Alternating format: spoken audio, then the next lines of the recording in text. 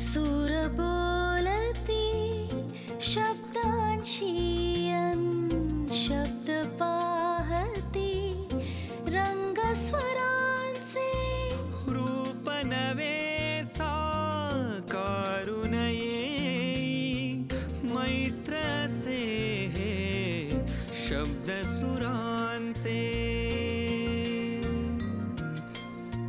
मैत्र से हे शब्द सुरांचे.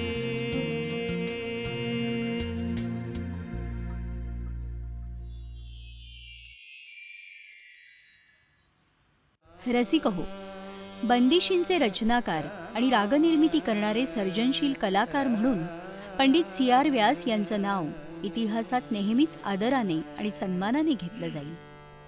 संगीतात सतत शिकत राहणं, नवनवीन प्रयोग निरंतर करत राहणं हा बुवांचा जगण्यातला नित्यनेम होता.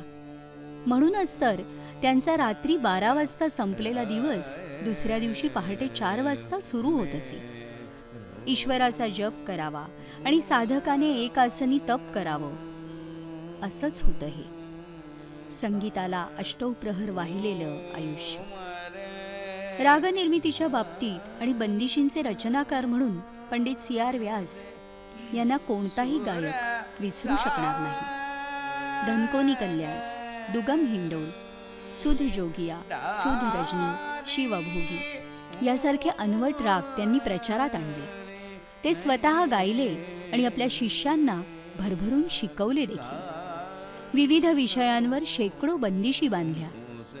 जगन्नाथ बुवांचं बंदिशीतलं नाव दास गुणी, तर गुणीजान या नावाने बंदिशी साकार झाली. स्वर, लय, शब्द या तिन्ही दृष्टींनी या बंदिशींचे मुखडे अतिशय अर्थपूर्ण, रंगतदार आहेत. या बंदिशी त्यांनी खुल्या मनाने आपल्या शिष्यांना शिकवल्या. आपल्या शिष्यांना ते नेहमी सांगायचे, गाताना विचार करा, नुसती पोपटपंची करू नका. त्यांचं म्हणणं असायचं, गाणं हे गळ्याप्रमाणेच बुद्धीने आणि भावनेने गायचं असतं. पंडित C.R. व्यास यांच्या दूरदर्शनच्या संग्रहातील गायनाने आजच्या भागाची सुरुवात करूया.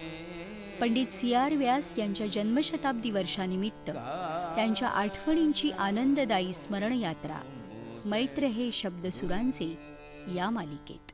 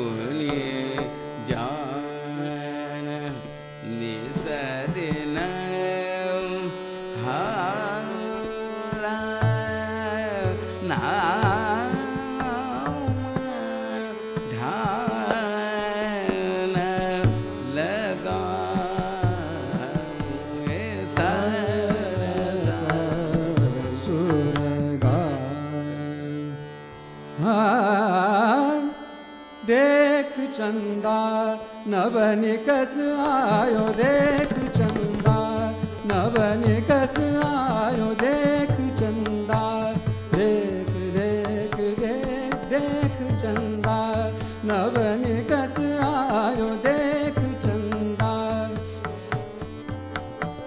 देख चंदा नवनिकस आयो देख चंदा नवनिकस आयो देख चंदा नवनिकस आयो अब तो भई बेर जाने दे घर गुण अब तो भई बेर अब तो भई बेर अब तो भई बेर जाने दे घर मुँह कर से कर छोड़ जिया घबराए देख चंदा नवनिकस आयो देख चंदा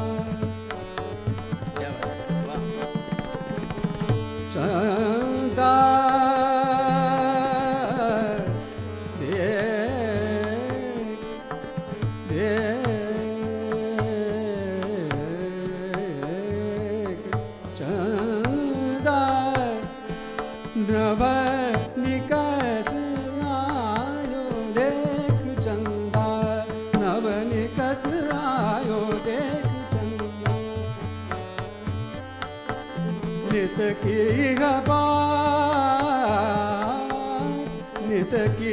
बात संग कुंवर कान, नित की बात संग कुंवर कान, मन भूल बैठी भयो मोरा घार, मन भूल बैठी भयो मोरा घार, कैसे छिपाऊं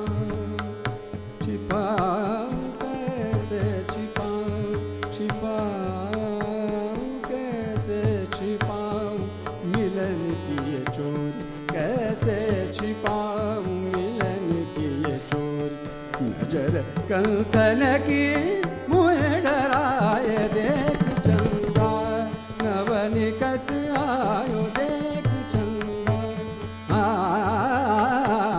देख चंदा देख चंदा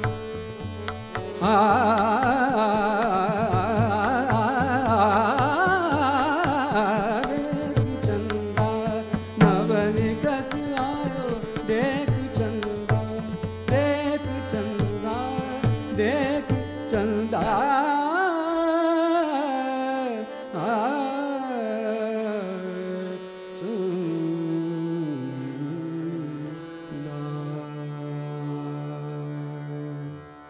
नमस्कार रसिको, मैत्र हे शब्द सुरांचे या कार्यक्रमामध्ये मी विघ्नेश जोशी तुम्हा सगळ्यांचे अगदी मनापासून स्वागत करतो. अभिजात भारतीय शास्त्रीय संगीतातले खूप मोठं नाव म्हणजे पद्मभूषण पंडित CR व्यास. त्यांचं हे जन्मशताब्दी वर्ष आहे.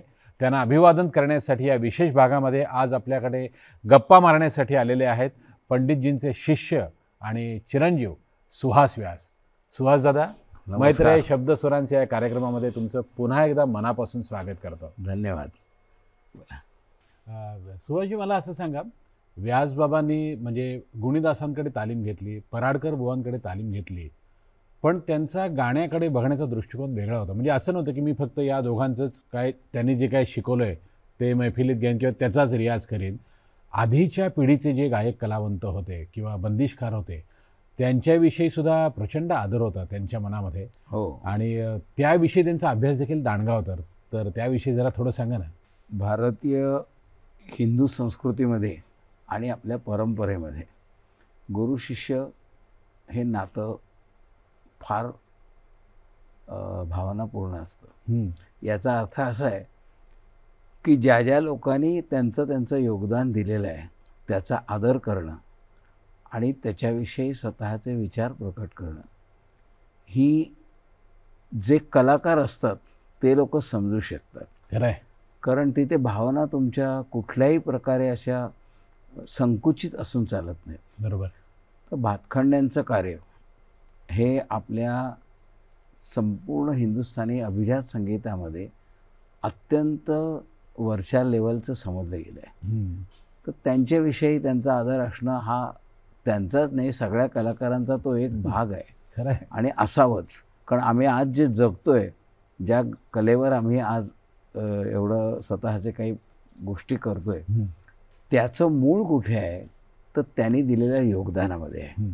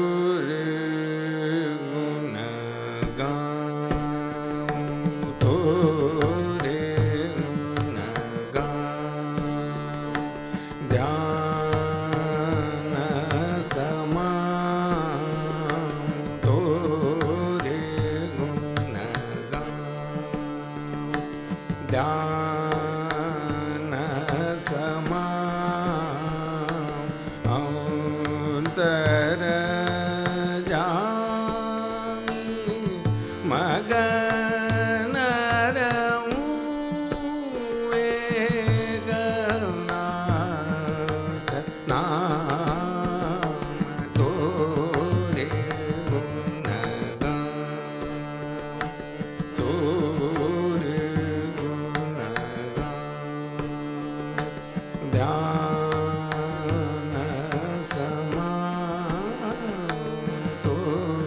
रे गुणगान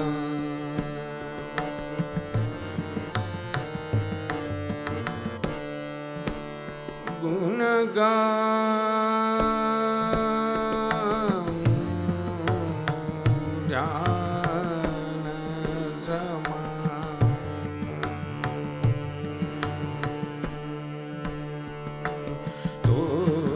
रे गुणगान ध्यान समातो रे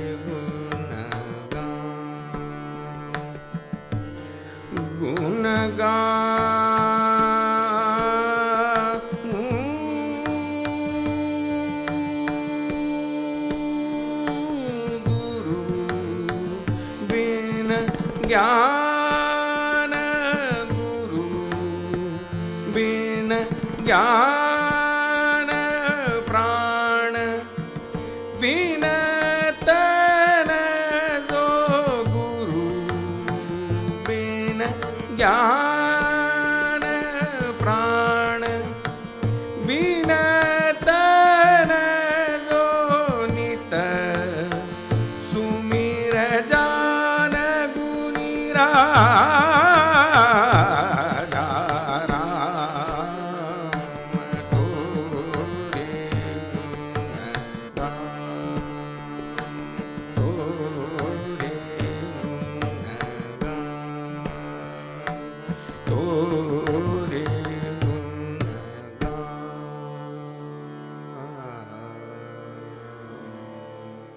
क्या बात है, क्या बात है. मैत्र से हे शब्द सुरांचे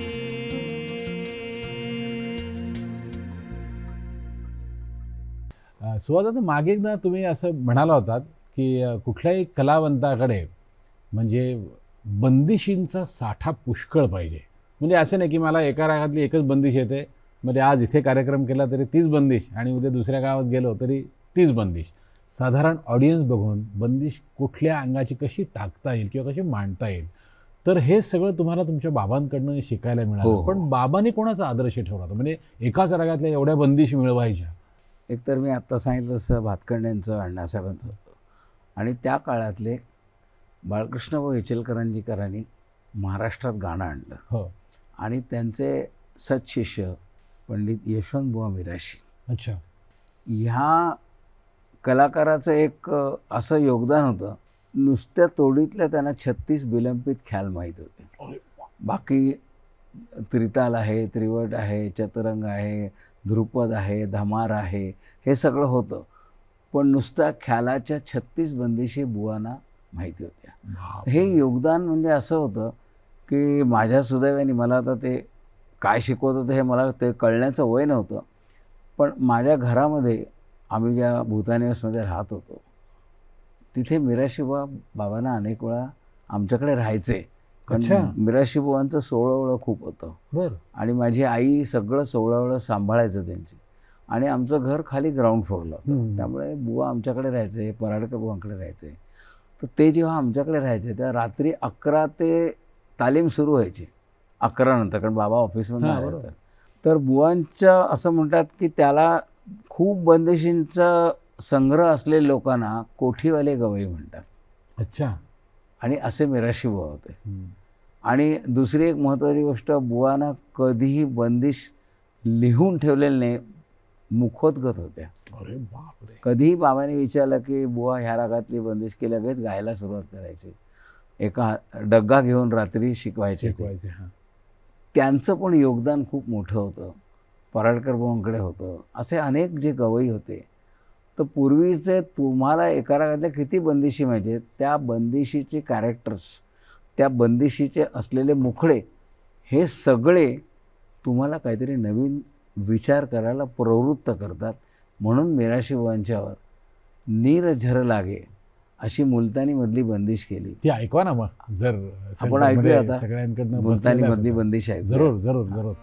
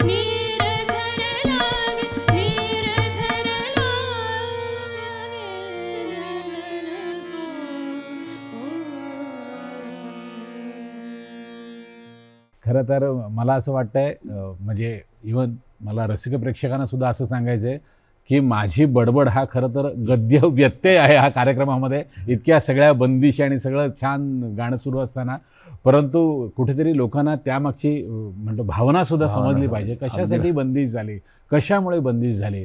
मला आठवते मागे एकदा ब्राह्मण सभेमध्ये कळव्याला तुम्ही कार्यक्रम केला होतात आणि बंदिशींचा साठा कसा कसा कुठे आहे याविषयी तुम्ही म्हणजे लेक्चर डेमॉन्स्ट्रेशन सारखं ते होतं की ही बंदिश यांची, ही बंदिश यांची, हे 2-2, 4-4 मिनिटात ते. तर तिथे तुम्ही रातंजनकर त्यांच्या काहीतरी बंदिशी तुम्ही ऐकवल्या होतात. तर त्यांचा म्हणजे त्या बंदिशींचा आणि व्यासबाबांच्या बंदिशी असा काही संबंध आहे? नाही, संबंध असं म्हणण्यापेक्षा बाबांना अण्णासाहेब रातंजनकरांचा खूप सहवास झाला. त्यापेक्षा मी असं म्हणेन की बाबांना खूप बाबांची दृष्टी जी गाण्याकडे बघण्याची बदलली ती अण्णासाहेबांच्या सहवासात आल्यानंतर, त्यांचे शिष्य डॉक्टर गिंडे, डॉक्टर भट, नगरकर ह्या लोकांच्या सहवासात आल्यानंतर रागाकडे बघण्याची दृष्टी बदलली. आणि ती दृष्टी बदलली म्हणजे कसं आहे की आपण अंधश्रद्धेने बरंच शिकतो, पण भातखंडे त्याच्यानंतर अण्णासाहेब ह्या लोकांनी रागाकडे बघण्याच्या ज्या म्हणजे एक कल्पना असतात त्या इतक्या विशाल केल्या की म्हणून बाबांनी अण्णासाहेबांना सुद्धा सुजन गुण गाओ मै बखान, सुजन गुण गाओ मै बखान, सुजन हे अण्णासाहेबांचं निकनेम म्हणजे टोपण नाव आहे. तर सुजन अण्णासाहेब गेल्यानंतर त्यांना असं जे काही त्यांना वाटलं ते त्यांनी त्यांच्या बंदिशीतनं सांगितलं की सुजन गुण गाओ मै बखान. तर ह्या बंदिशीमध्ये काय आहे की अण्णासाहेबांचं योगदान खरंच आज लोकांना कळलं पाहिजे आणि बाबांनी ते बंदिशीतनं सांगितलं एक. आणि दुसरी गोष्ट अशी की मालकंसमध्ये ही बंदिश आहे, त्याच्या आधी जो ख्याल आहे म्हणजे बाबा वल्लभ संगीतालाच गायले होते पहिल्यांदा ही बंदिश. तर चर्चा करणं हा आज भाग आपल्याकडे राहिला नाही आहे. मला जर काही कळत नसेल तर ते तुम्हाला कळता कामा नये ही माझी भावना असते, म्हणून चर्चा करत नाही. पण गिंडेसाहेब आणि बाबांचं जे काही रिलेशन होतं त्याच्यामध्ये दिवशी गिंडेसाहेब बोलता बोलता म्हणले की ख्यालाचा मुखडा आणि द्रुत बंदिशीचा मुखडा जर समसमान असला तर द्रुतमध्ये तुम्हाला वेगळ्या भावना प्रकट करता येतात आणि ख्यालामध्ये वेगळ्या करता येतात. अशी त्यांची हे केल्यानंतर ह्या 2 बंदिशी आणि अजून एक पुऱ्या कल्याणमध्ये अशा बाबांनी केल्या. तर आपण आता सुजन गुणगान ऐकूया. म्हणजे खरं तर आम्हाला ती पुऱ्या कल्याणची सुद्धा ऐकायला आवडेलच, पण आता तुम्ही गप्पांमध्ये काय काय सांगाल त्यानुसार आपण बघूया. पण काय आहे की त्या महत्त्वाच्या सांगीतिक गोष्टी आहेत आणि ह्या बंदिशीमधल्या आपण सांगणं हे फार महत्त्वाची गोष्ट असते. बंदिश का केली जाते, मला शब्द माहिती आहेत म्हणून मी करू शकत नाही, मला सूर माहिती आहेत म्हणून मी करू शकत नाही, त्याला भावना लागते. गाणं हे भावनेच आहे. आपण मालकंसमधली बंदिश आहे. मालकंसमधली बंदिश आहे.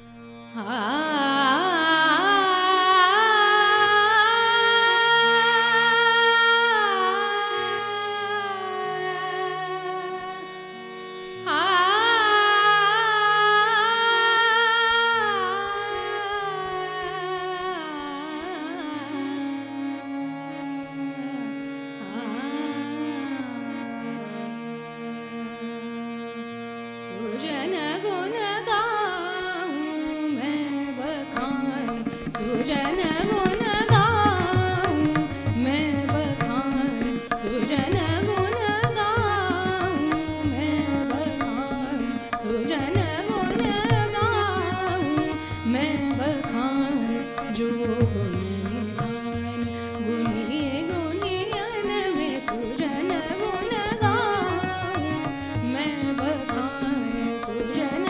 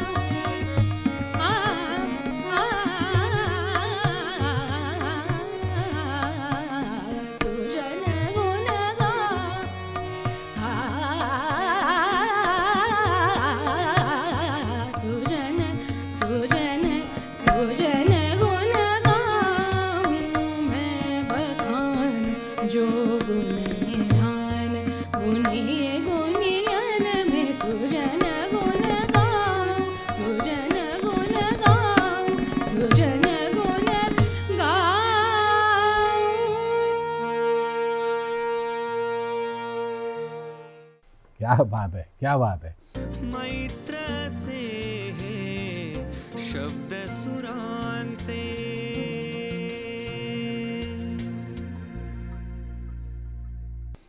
काका म्हणजे बाबांना तर खूप सहवास लाभला गुणीदासांचा, पण तुमचंही भाग्य असं आहे की तुम्हालाही म्हणजे अगदी प्रत्यक्ष काय म्हणतो आपण तंबोराकडून गाणं शिकता नसेल आलं, पण तुम्हालाही गुणीदासांचा थोडासा सहवास लाभला. आणि मला असं वाटतं आत्ता तुमच्या पिढीतले जे जे आहेत त्यापैकी तुम्ही एक 2-4 जणच असाल की ज्याने गुणीदासांना अगदी तुम्हाला पूर्णपणे आठवत आहेत की गुणीदास कसे बोलत होते, कसे शिकवत होते, कसे गमती जमती सांगत होते. तर थोडंसं गुणीदासांविषयी सांगा. आणि त्यांच्यावर जर का बाबांनी काही अशा बंदिशी जेवढ्या केल्यात त्यातला कुठला तरी एखादा धागा पकडून एखादी बंदिश. जगन्नाथ बुवा हे संगीतातलं एक फार वेगळं व्यक्तिमत्व होतं. थोडंसं मी जरा लहान तोंडी मोठा घास घेतो.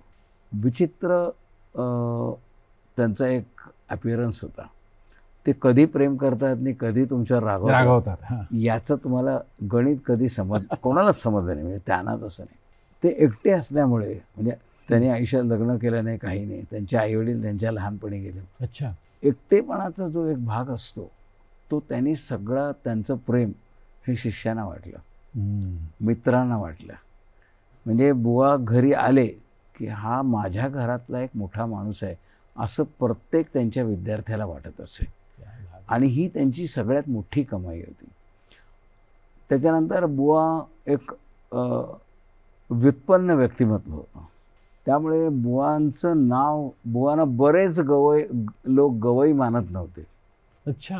हां, त्यांना तबला नवाज समजायचे, कारण ते उस्ताद तिरका कासाव्यांचे गंडाबंद शागिर्द होते. म्हणजे असं मला भाई गायतोंडेंनी सांगितलं की भाईंचा तबला जेव्हा त्यांनी ऐकला खासाव्याने तेव्हा त्यांनी बुवांना सांगितलं, अरे इसको तो तुमने सब मेरा तबला दे दिया. याचा अर्थ तुम्ही समजून घ्या की बुवांनी काय सेवा केली असेल. आणि ती सेवा करून विद्या मिळाली आणि ती विद्यार्थ्यांना मुक्तपणाने वाढली. ते सगळ्यात महत्त्वाचे. म्हणजे त्यांनी कधी आपोपर भाव म्हणतो असं नाही, म्हणजे तुला एक शिकवलं ह्याला एक शिकवलं असं काही नाही, सगळ्यांना सारखं. आणि बुवांचं सगळ्यात मोठं जे योगदान आहे ते म्हणजे जोगकंस, स्वानंदी, जौन भैरव, नवनिर्मितीचा भाग. कारण बुवांना नवीन गोष्टीचा ध्यास असायचा आणि ते कोणीही त्यांच्या शिष्यांनी केलं ना तरी त्याचं कौतुक करत असत. तर जोगकंस ही निर्मिती बुवांची आहे आणि त्याच्यावर अनेक प्रकारचे चर्चा झाल्या, परिसंवाद झाले, कोणाकोणाची काय काय मतं असतील. पण जोगकंस हा राग म्हणजे असं सांगितलं जातं की राग केव्हा एस्टॅब्लिश होतो तर जेव्हा तो प्रत्येक घराण्यातला आणि प्रत्येक कलाकार गातो आणि प्रेझेंट करतो. असा हा जोगकंस राग आहे. गेल्या 100 वर्षात अशी निर्मिती झाली. सुहास दादा, असंच बिहागचं पण काहीतरी आहे ना, म्हणजे किस्सा आहे ना काहीतरी बंदीच्या, पटकन सांगा ना जरा. काही नाही, कसं असतं, आमच्या बाबांकडे एक मुलगी शिकायला यायची. तिचं नाव होतं सविता. ती लहान होती, 13-14 वर्षाची. आणि ती त्या दिवशी नवरात्र उत्सव होता. ती अशी नटून थटून आली होती. तिला बघितल्यावर बिहागची बंदिशी बाबांची झालेली आहे. सुरतिया हूँ देखी मोरे सपना. ते आता त्यांनी का सपना टाकलं तर ते त्यांच्या डोक्यात सारखं होतं. आणि त्या बंदिशीचं सगळ्यात महत्त्वाचं काय तर बिहागच्या ज्या संगती आहेत ती संगती त्याच्यात प्रॉमिनंट आहे.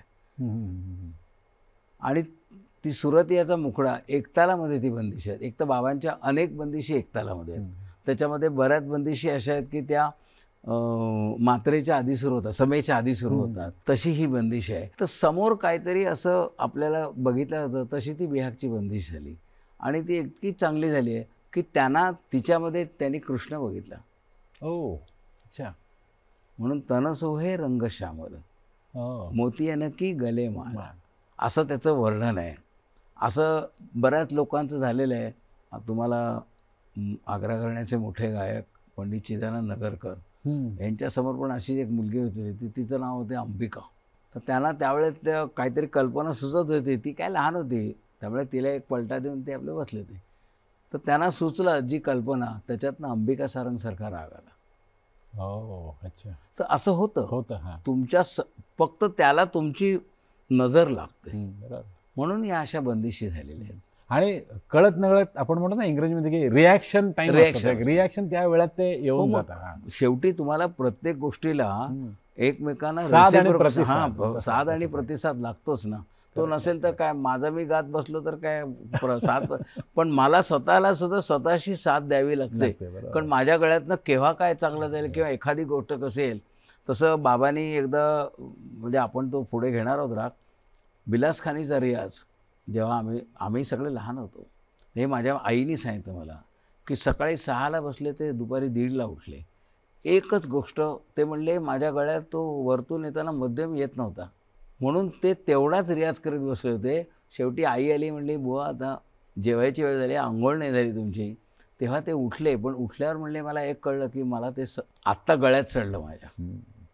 तर तो लगन लगन ज्याला म्हणतो ना लगन आपण, म्हणतो. ते आणि अशी ती असतात. लगन असली ना, शेवटी काय आत्ताचा जो काळ आहे तो मला नाव किती मिळालं ह्याच्यावर आहे. आज नाव मिळवावं लागतं, पूर्वी नाव मिळत असे. काय बात आहे. हाय. कारण पूर्वी विद्या पुष्कळ मिळवलेली होती. आणि विद्येला महत्त्व होतं. खरंय, खरंय, कलाकार लोक एकमेकांना सन्मानाने वागवत असत. आणि हे मी बघितलेलं सांगतोय, मला कोणीही सांगितलेलं नाही. मी जेवढ्या मैफली मुंबईत ऐकल्या त्या सगळ्या मैफलीमध्ये बऱ्याच वेळा मी कलाकार लोकांनाच समोर बघितले. सुहास दादा, पटकन बिहागची बंदिश ऐकूया. हां.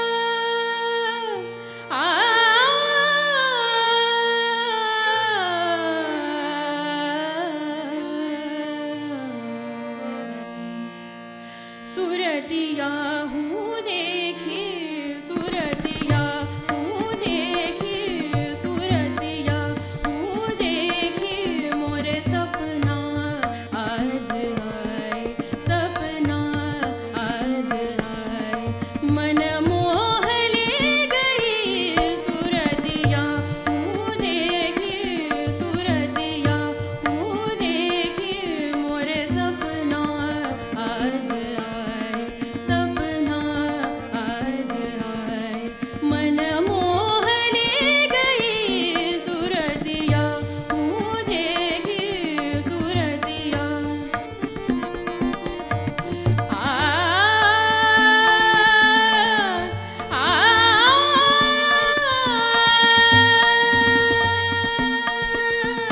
तन सोहे,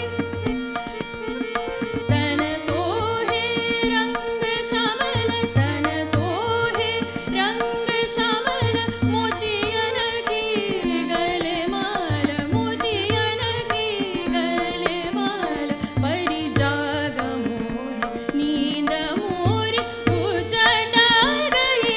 सुरतिया हूँ देखी, सुरतिया हूँ देखी, मोरे सपना आज आए, सपना आज आए, मन मोह ले गई। सुरतिया हूँ देखी, सुरतिया, सुरतिया, सुरतिया हूँ देखी। मैत्र से है शब्द सुरांचे.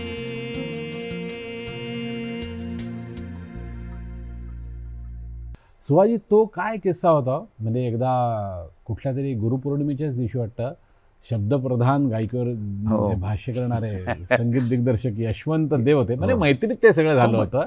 तर तो काय किस्सा होता की ते म्हणत होते की शास्त्रीय संगीतामध्ये शब्द एवढे महत्त्वाचे नसतात, आणि मग बाबांनी ते गाऊनच दाखवून दिलं. काय काय होता तो किस्सा? काय झालं, आमच्या जगन्नाथ बुवांच्या मानसकन्या हां. सौ लीलाताई करंबळेकर हो, हां हां हां. यांनी डोंबिवलीला बुवांची गुरुपौर्णिमा होती, आणि दादर स्टेशनवरनं हां. आम्ही जवळजवळ 10-15 लोक ट्रेनमधनं डोंबिवलीला निघालो होतो. अच्छा. त्याच्यामध्ये यशवंतदेव, त्यांच्या पहिल्या पत्नी, त्याच्यानंतर बुवा स्वतः, माणिकबाई, बाबा वसंतराव कुलकर्णी, असे आम्ही बरेच लोक होतो. आता ते सगळे कलाकार बसल्यामुळे चर्चा गाण्यावरच्या होतच राहतात. तर त्या यशवंतदेव असंच म्हणले म्हणजे हं. की अभिजात संगीतामध्ये शब्दाला किती महत्त्व असतं. ही चर्चा वसंतराव कुलकर्णी, बाबा आणि त्यांची चालू होती. बुवा पण होते. त्याच्यावर काही कोणी म्हणजे ते वादे वादे जाय ते तत्वबोधा म्हणतो तसं ते त्यातनं एक चांगली गोष्ट घडली. आणि मग रात्री तिकडे रात्री 8ला कार्यक्रम सुरू झाला. बाबांची वेळ साधारण 1:30 पावणे 2च्या वेळेस आली आणि तेव्हा बाबा कैशिक रंजनी हा राग गायले. हा पण पंडित नगरकरांचा आहे. हो, अच्छा. तर त्या दिवशी बुवांचं आणि बाबांचं काही कशानं बुवा बाबांशी बोलत नव्हते. बर. ते त्यांनी शब्दातनं व्यक्त केलं. काहो मुसे रूठ रहे मेरो गुणवंता तुमरे भरोसे सुर सागर में डारी हूँ मोरी नैया. असं त्यांनी सांगितलं. म्हणजे तशी ती बंदिश केली. हां. आणि हे कोणालाही माहीत नव्हतं. हे फक्त त्यांना त्या दोन व्यक्तींना द्वैत अद्वैत म्हणतो ना असं समजलं तेवढंच फक्त. माहिती. आणि ते बाबांचं गाणं सुरू झालं आणि जेव्हा ते अंतरावर गेले की जान गुनीदास निर्मल मनको ना धन वा मान की आस एकही विद्या बार बार कहत तोरे परुबैया. मी तुमच्याकडे गाणं शिकायला आलं तर विद्या मला हवी आहे. आणि विद्या हवी आहे म्हणजे काय तर तुमच्यातला जो एक भावना प्रधानाचा भाग आहे तो माझ्या गाण्यात यावा आणि त्याचा मला प्रयत्न करायचा. हे सगळं बाबांचं अंतरा सुरू झाला आणि संपला आणि बुवा उभे राहिले चटकन. मी मगाशी जो शब्द वापरला की विचित्र म्हणजे बुवा केव्हा काय वागतील समजायचं नाही. तर ते उठले आणि त्यांनी सगळ्या ऑडियन्सला माईक हातात घेऊन सांगितलं हे व्यास खोटं बोलत आहेत. मी यांच्यावर रागवलेलं नाही आहे असं त्यांनी हे केलं. आणि त्याच्यानंतर जे जे कलाकार गायले की माणिकबाई गायल्या. माणिकबाईंचा ललत आजही माझ्या लक्षात आहे. अभिषेकी बुवांचा भूपाल तोडी आणि ह्या सगळ्याचा कळसाध्याय म्हणतो आपण तो रामभोनी केला जेवण भरे.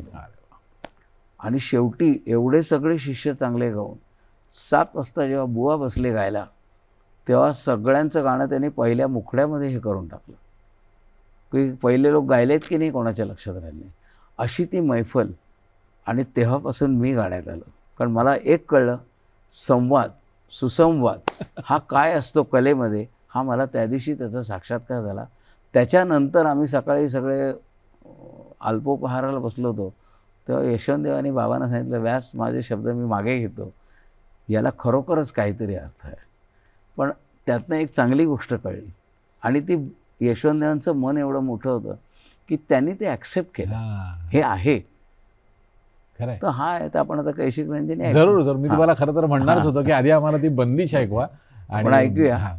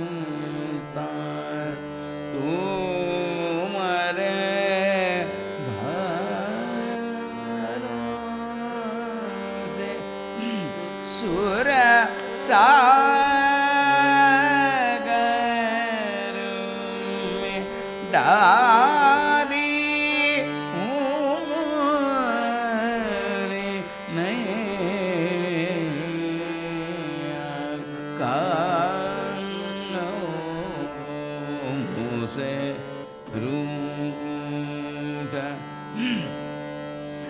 जान गुनीदास निरमल मन को ना धन मांगन की आस एक विद्या बार बार कात पर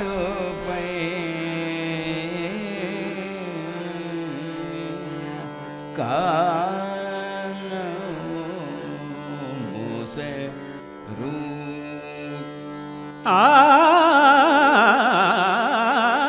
मितवा कित जाय रहे मितवा कित जाय रहे मितवा कित जाय रहे मितवा कित जाय रहे मितवा कित जाय रहे मितवा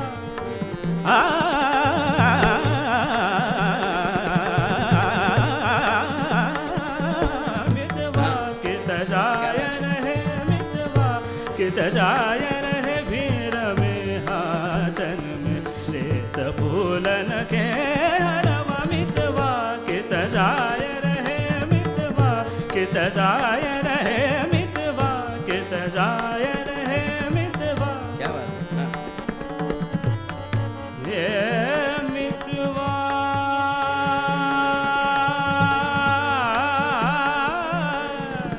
कित जाय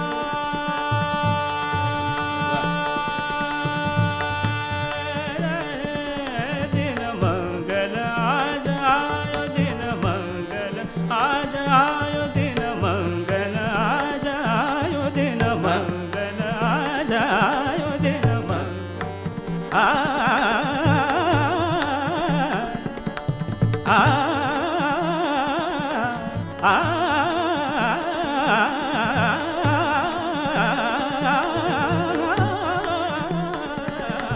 दिन मंगल आज दिन मंगल आज गुण सागर घर आयो गुण सागर घर इह माला दारू में निदासन के गलवा मितवा कित जाय रहे मितवा कित जाय रहे भीर में हाथन में लेत फूलन के हरवा मितवा कित जाय रहे मितवा हो मितवा हो मितवा वाह छान. सुहास दादा, तुम्ही जे सगळं काही सांगताय असं वाटतं म्हणजे मी तुम्हाला प्रश्न विचारण्यासाठी सुद्धा मध्ये मध्ये बोलू नये. बरं. कारण ते मला माहिती आहे जेव्हा माणूस बोलत असतो तो एक धबधबा असतो, म्हणजे काय सांगू आणि काय नाही. तर तो कदाचित माझ्या बोलण्यामुळे तो गद्य व्यत्यय येत असेल तर त्यासाठी मी म्हणजे क्षमा मागतो. आणि रसिकांना सुद्धा सांगतो की केवळ काहीतरी संवाद झाला पाहिजे म्हणून मी त्यांच्याशी बोलतो. खरं तर ते एकटेच पुरे आहेत हे सगळं सांगण्यासाठी, पण केवळ संवादासाठी बोलतोय. तर पुन्हा एकदा क्षमा मागतो. आणि भारतीय शास्त्रीय संगीतात किती उत्तम उत्तम बंदिशी पंडितजींनी दिल्या, म्हणजे हा खरंच आपण म्हणतो ना एक ठेवा आहे आणि हा आपण सगळ्यांनी ठेवला पाहिजे. तर त्यासाठी तुमचे मनापासून आभार मानतो. या भागाची सांगता देखील तुम्हीच व्यासबाबांच्या कुठल्याही बंदिशीने करावी अशी विनंती करतो.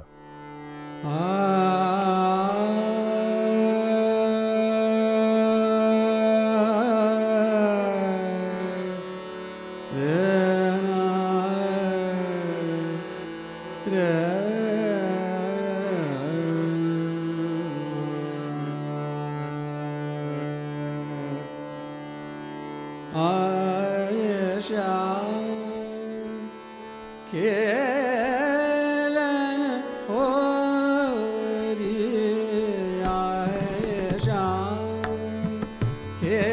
खेलन होरी आए श्याम खेलन होरी आए श्याम खेलन होरी रग पिचकारी गोरी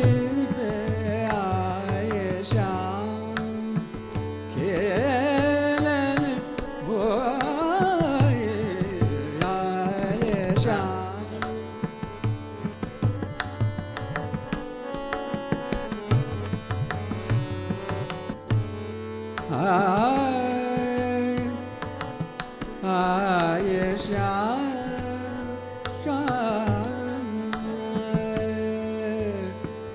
खेलन खेलन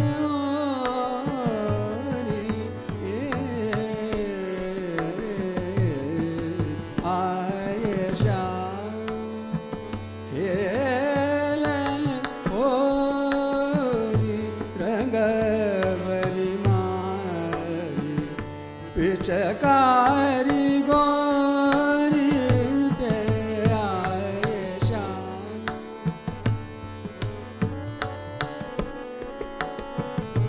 पकड़त बाह करत जग झोरी पकड़त बाह करत जग झोरी अबीर गुलाल मलक सब आंग पे आए श्याम खेलन होरी आए श्याम खेलन होरी आए श्याम